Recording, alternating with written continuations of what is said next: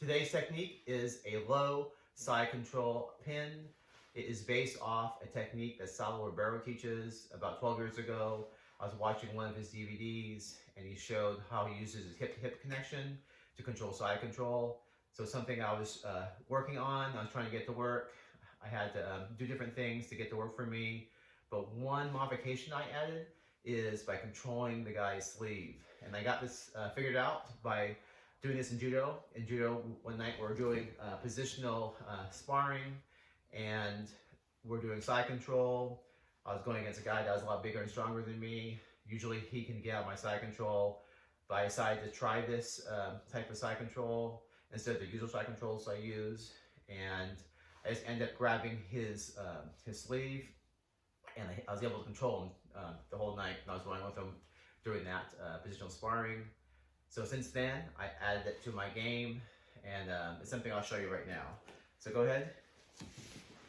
So I'm gonna have side control on my partner here.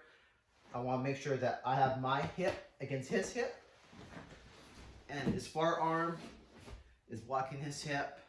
And so this is like a basic side control position that Sal Ribeiro teaches. One thing I add to help control him is I'm gonna grab his gi here by his elbow. And what that does is it allows me to keep him flat on his back. One escape that people do is they'll turn into to you and bring his elbow underneath him. Okay, and then it's hard for me to control him. Right, so he comes back. So if I can control his gi right here with his elbow, when he does that again, I can lift up and drive him back to his back.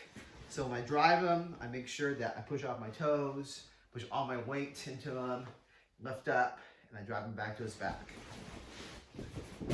So some key things on this is I want to make sure the side of my hip is glued to the side of his hip.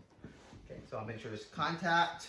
Whenever if he moves away, I follow him. So if the guy is really strong and he moves away, I just stick with him. Right, back. Okay, so that's one thing. So my hip stays on this hip. To put pressure on him and to go with him easier, my butt is off the mat.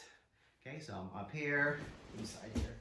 So my butt's off the mat here, and this forearm is going to be on this hip here. I want to kind of cage his hips. I want to make sure you have a good base with your feet, they kind of spread apart. And the thing, like I said, I added is I had to grab his gi by his elbow. So whenever he tries to move away, go ahead, I just lift up and drive him back to his back. So that is something I can do. It works really well. I use this a lot, like just after I pass the guy's guard, maybe a knee slide pass, and then I just settle into that position. Pinning is important to do, especially if you're older jiu-jitsu guy. It allows you to control someone younger and smaller, or sorry, younger and bigger, without having to spend a lot of energy. I guess even the guy's smaller, he moves around a lot. You can also use this to control the guy too. Again, like I said, it works very, very well. And this is how I do this type of side control. I call it the low side control pin.